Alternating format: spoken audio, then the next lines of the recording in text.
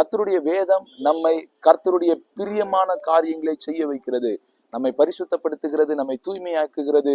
அவருடைய வார்த்தை சத்தியம், அந்த வசனம் நம்மை பரிசுத்தமாக்குகிறது. சங்கீதம் 119 சங்கீதத்தின் 113 வசனத்திலே கர்த்தருடைய வசனம் சொல்லுகிறது, சங்கீதக்காரன் சொல்லுகிறார், வீண் சிந்தனைகளை நான் வெறுத்து உமது வேதத்தில் பிரியமா இருப்பேன்.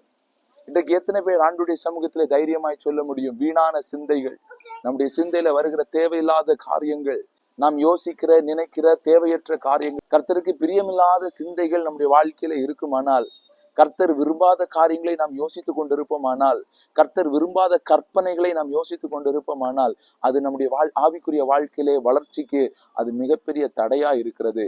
இன்றைக்கு சங்கீதக்காரனோடு கூட சேர்ந்து எத்தனை பேர் தைரியமாய் சொல்ல முடியும்? வீண் சிந்தனையை உங்களுடைய சிந்தனை மண்டலத்தை விட்டு எடுத்து போடுங்கள்.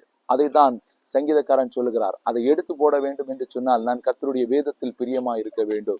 கர்த்தருடைய வசனத்திலே பிரியமா இருக்கிறவர்கள் யாரோ அவர்களுக்கு வீண் சிந்தை இருக்காது. ஒருவேளை உங்களுடைய வாழ்க்கையிலே வீணான காரியங்களை யோசித்து, தவறான காரியங்களை யோசித்து, உங்களுடைய சிந்தைகளினாலே நீங்கள் வீணராக மாறிக்கொண்டிருக்கிறது போல உங்களுக்கு தோன்றுகிறதா? கர்த்தருடைய வேதத்தை வாசிக்க தொடங்குங்கள். கர்த்தருடைய வசனத்தின் மேல் பிரியம் கொள்ளுங்கள். கர்த்தருடைய வார்த்தைக்காக நேரத்தை செலவிடுங்கள். கர்த்தருடைய வார்த்தைகளை தியானிக்க தொடங்குங்கள். கர்த்தருடைய பிரமாணங்களை தியானிக்க தொடங்குங்கள். நிச்சயமாக உங்களுடைய வீண் சிந்தனைகள் உங்களை விட்டு மாறும். உங்களுடைய சிந்தனைகள் பரிசுத்தமாகும். நீங்கள் யோசிக்கிற காரியங்கள் உங்களுக்கு வாய்க்கும். கர்த்தர் உங்களை ஆசீர்வதிப்பாராக.